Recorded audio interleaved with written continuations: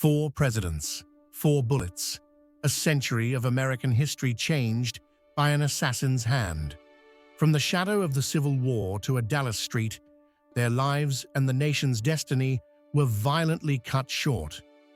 This is the story of the chaos, the conspiracy, and the profound power vacuum left by the 4 shots that shook America.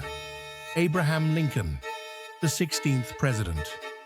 On April 14, 1865, just 5 days after the end of the Civil War, President Lincoln attended a play at Ford's Theater in Washington, D.C.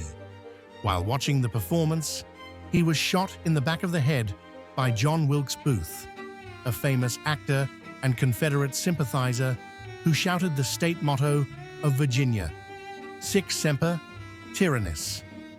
Lincoln died the following morning, the first American president to be assassinated, plunging the victorious nation into sudden mourning and fundamentally altering the compassionate course of reconstruction that he had planned for the defeated South. James A. Garfield, the 20th president.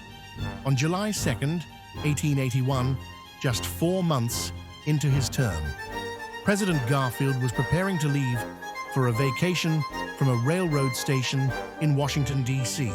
He was shot twice by Charles Guiteau, a disgruntled and mentally unstable office seeker who believed he was owed a political appointment for supporting Garfield's election. The wounds were not immediately fatal, but incompetent medical care, including doctors probing for the bullet with unsterilized instruments, led to massive infection. Garfield lingered in pain for 79 days before dying on September 19, 1881.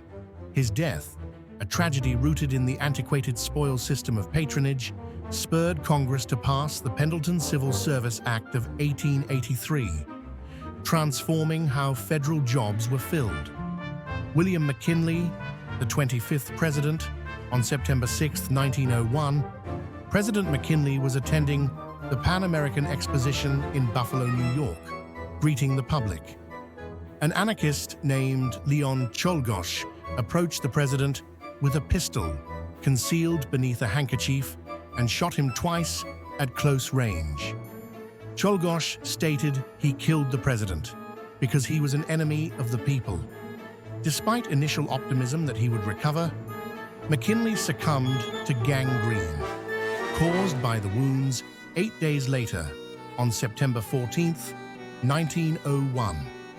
His death propelled the charismatic and activist Theodore Roosevelt into the Oval Office, dramatically ushering in the progressive era and laying the groundwork for the modern, powerful American presidency. John F. Kennedy, the 35th president. On November 22, 1963, President Kennedy was riding in an open motorcade through Dealey Plaza in Dallas, Texas. He was shot multiple times by Lee Harvey Oswald from the 6th floor of the Texas School Book Depository. Kennedy was rushed to the hospital but was pronounced dead shortly after.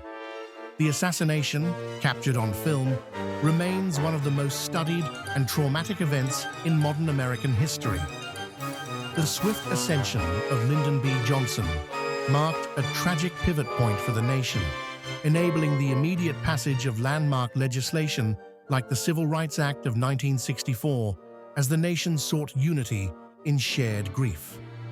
These 4 moments, separated by decades and driven by motivations ranging from political extremism to sheer delusion, represent the terrible vulnerability of the highest office, forcing profound, often immediate, political and social consequences that irreversibly altered the trajectory of the American Republic.